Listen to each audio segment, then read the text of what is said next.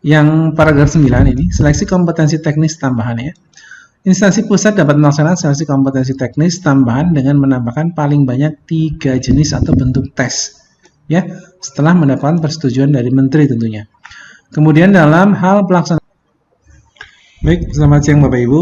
Pada kesempatan ini saya akan memberikan sedikit isi dari Peraturan Menteri Pendayagunaan Aparatur Negara dan Reformasi Birokrasi Republik Indonesia untuk nomor 6 tahun 2024, di mana di dalam ini memang ada tertuang mulai dari persyaratan, kemudian alur seleksi dan juga pembobotan sampai juga pengumuman ya, nanti untuk seleksi CASN untuk PNS ataupun P3K ya. Tapi untuk saat ini saya akan fokus ke P3K dulu ya, karena memang untuk tahun 2024 ini lebih banyak alokasi untuk P3K ya. Jadi ada perbedaan untuk P3K dan CPNS tentunya. Oke, sebelum saya mulai videonya untuk sedikit mengupas peraturan Menteri Pan-RB ya untuk nomor 6 tahun 2024. Bagi teman-teman semua yang mungkin baru menemukan ini, jangan lupa klik like, share, komen, dan subscribe. Jangan lupa juga untuk mengaktifkan notifikasi loncengnya agar teman-teman semua tidak ketinggalan informasi. Oke. Permen Pan-RB nomor 6 tahun 2004 tentang pengadaan pegawai aparatur sipil negara. Ini untuk P3K ada di pasal 39 teman-teman semua. Pasal 39 langsung ya, di pasal 39 ini. Seleksi pengadaan P3K. Oke, saya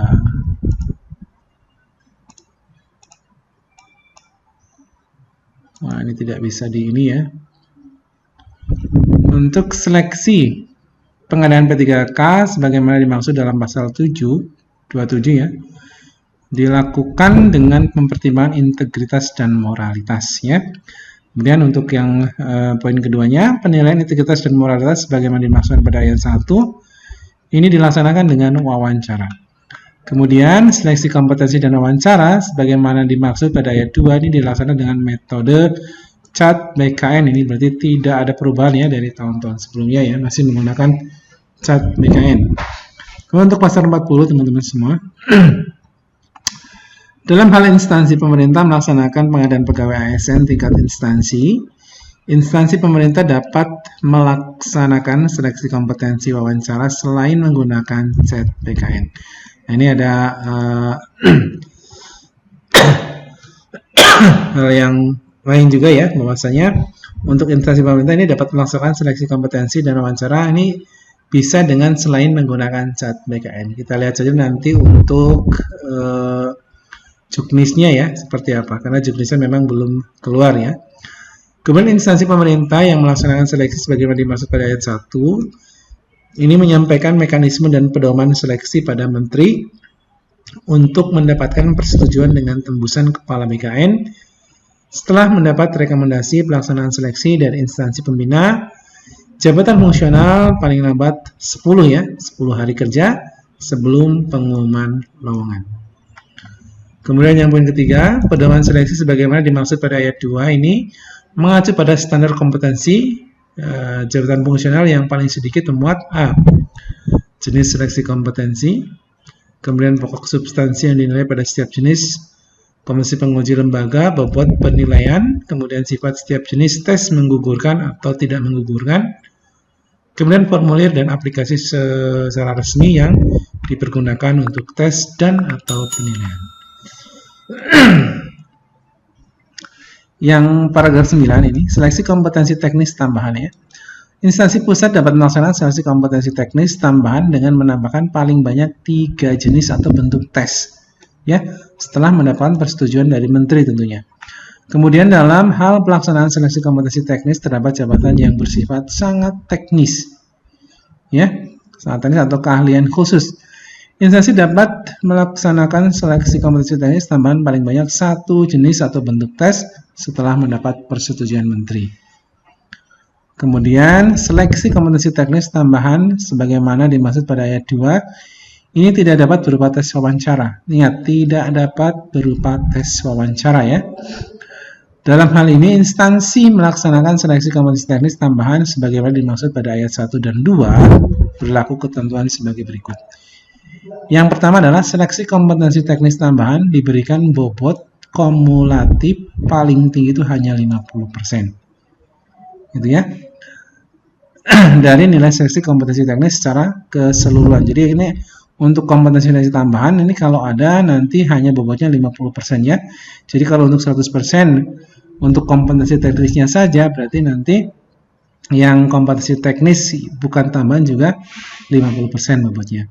Dalam hal terdapat jadi satu bentuk tes wawancara pada seleksi kompetensi teknis tambahan selain dengan cat PKN ya. Sebagaimana dimaksud pada ayat 1 ini akan diberikan bobot paling tinggi hanya 10% saja dari nilai seleksi kompetensi teknis secara keseluruhan.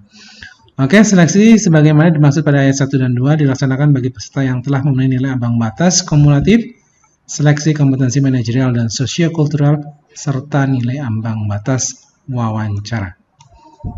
Poin ke-6, seleksi kompetensi teknis tambahan sebagaimana dimaksud pada ayat 1 dan 2 merupakan bagian dari seleksi kompetensi teknis. Ya. Oke. Kemudian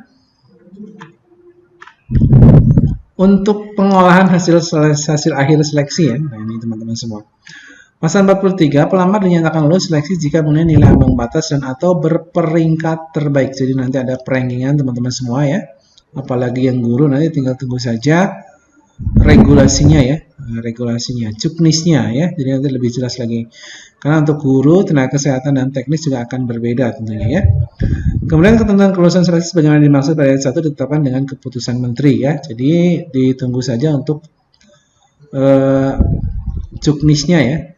Nilai ambang batas sebagaimana pada maksud ayat 1 ditetapkan dengan keputusan menteri. Bagi pelamar pengadaan P3K dapat diberikan penambahan nilai seleksi kompetensi teknis apabila memiliki sertifikasi dan atau ketentuan lain yang ditetapkan dengan keputusan menteri. Ya, sertifikat ya. Nah, ini jadi nanti apabila memiliki sertifikat kompetensi tertentu, nanti tentunya akan ada penambahan nilai seleksi kompetensi teknisnya ya. Ingat, hanya kompetensi teknisnya. Jadi untuk sosio-kultural dan manajerial tetap ya. Tapi untuk teknis masih ada, kalau zaman dulu itu masih ada istilah afirmasi ya. Jenis penambahan sertifikat kompetensi bagian pada ayat 4 diusulkan oleh instansi pembina untuk mendapat persetujuan menteri. Instansi pembina jabatan fungsional dapat mengusulkan bobot sertifikat kompetensi bagaimana dimaksud pada ayat 5. Paling tinggi hanya 10% saja dari nilai paling tinggi kompetensi teknis. Oke, jadi bobotnya sekarang hanya 100%-nya itu ya. 10% ya. Oke, ini untuk P3K ya. Untuk pasal 44 ini sudah mengacu pada pengolahan hasil SKD SKB ini artinya untuk PNS ya atau CPNS bukan P3K.